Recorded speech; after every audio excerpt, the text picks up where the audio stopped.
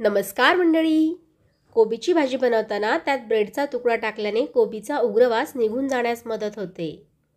कांदा लवकर परतावा याकरता त्यात चिमूटभर साखर घालावी, यामुळे कांदा लवकर परतला जातो.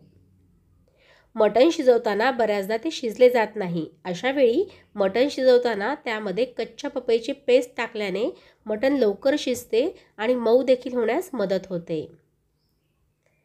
भाजीचा फ्लावरचा रंग पांढरा दिसण्यासाठी त्यात 1 चमचा कणिक घालावी, याचा चांगला फायदा होतो.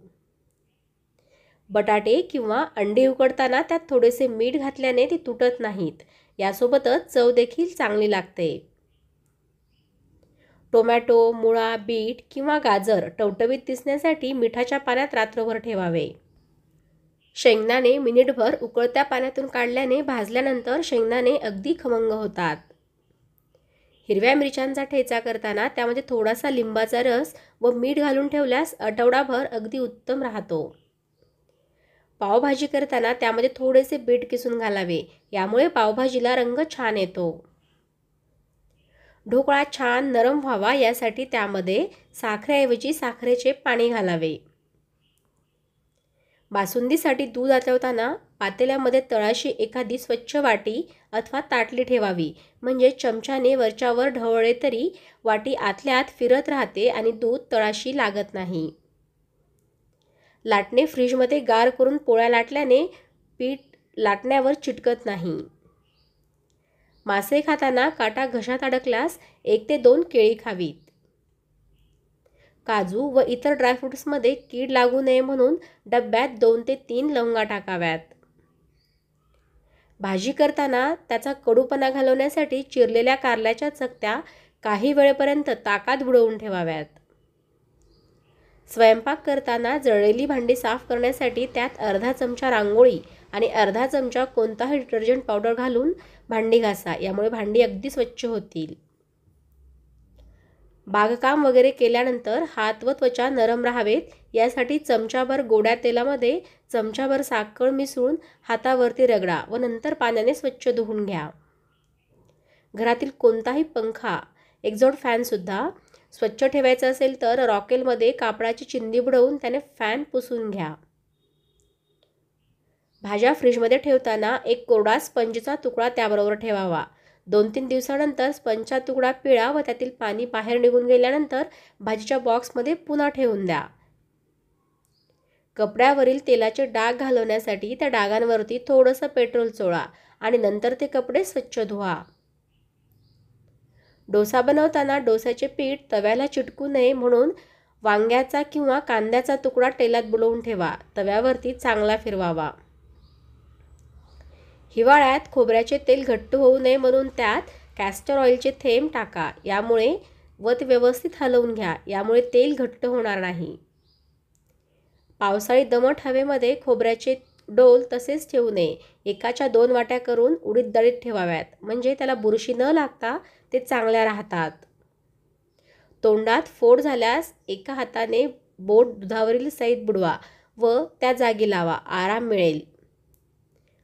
लाल मिरची तळायला देण्यापूर्वी तिला मोहरीचा हात लावा. वर्षभर रंग लाल राहतो व वर्षभराची तिखट, मसाला, हळद याला कीड लागू नये म्हणून यामध्ये हिंग ठेवावा. पुरण शिजवताना डाळीबरोबर 1 मूठभर तांदूळ घालावे, म्हणजे पुरण छान चांगले घट्ट होते. पुरणाची, गुळाची, सांज्याची किंवा खव्याची पोळी करताना कणकेत किंचित सोडा घालावा, यामुळे पोळ्या हलक्या होतात. शिरा करताना रवा निम्मा भाजल्यानंतर ओल्या नारळाचा चव घालून पुन्हा भाजावा, नंतर शिरा करावा. शिरा जास्त चवदार होतो. पुरण शिजताना हरभऱ्याच्या डाळीतच चमचाभर तूर डाळ टाकली की पुरण चांगले शिजते व आमटीला कटही चांगला येतो. मेथी न भिजवता मेथीचे लाडू करायचे असल्यास मेथी चांगली भाजून घेऊन पावडर तयार करून ती रव्याबरोबर लाडू करावेत. बेसन लाडू करताना हरभरा डाळ भट्टीतून भाजून नंतर डाळ दळून आणावी व त्याचे लाडू करावे. तूप कमी लागते व बेसन चटकन भाजले जाते व डाळ भाजल्यामुळे पौष्टिकपणा वाढतो व लाडू पचायलाही हलके होतात आणि खमंग देखील लागतात. गोड बुंदी, लाडूचे तुकडे काही उरल्यास याची खीर करावी किंवा पुडिंग बनवावी. श्रीखंड फसफसू नये म्हणून चक्का फेसावा व साखरेत साखर भिजेल एवढे दूध घालून अर्धवट विरघळली की फेसलेला चक्का घालावा व कालवावे. आंब्याचा रस श्रीखंड आंबट असल्यास त्यात थोडा खाण्याचा सोडा दुधात विरघळून घालावा.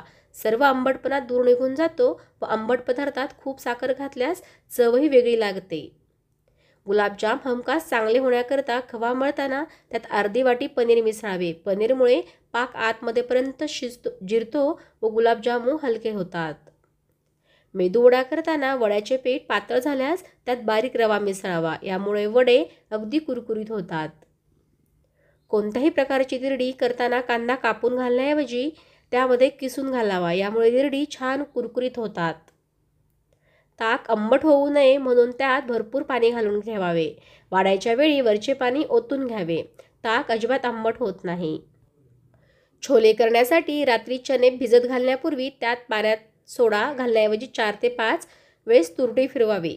सकाळी चणे उपसून नेहमीप्रमाणे कुकरमध्ये शिजवून घ्यावेत, म्हणजे चणे चांगले मऊ होतात.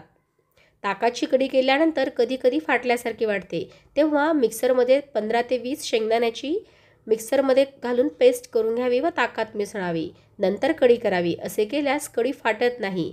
पहिली उकळी आल्यावर गॅस बंद करावा. काही भाज्या चिरल्यानंतर हाताला काळे डाग पडतात व ते लवकर जात नाहीत. भाजी चिरण्यापूर्वी हाताला व्हिनेगर चोळावे. काम झाल्यावर कोमट पाण्याने हात धुवून स्वच्छ करावेत. वरील उपयुक्त आणि महत्त्वाच्या टिप्स आवडल्या असतील तर प्लीज व्हिडिओला लाईक करा आणि चॅनल सबस्क्राईब केले नसेल तर सबस्क्राईब करा. धन्यवाद.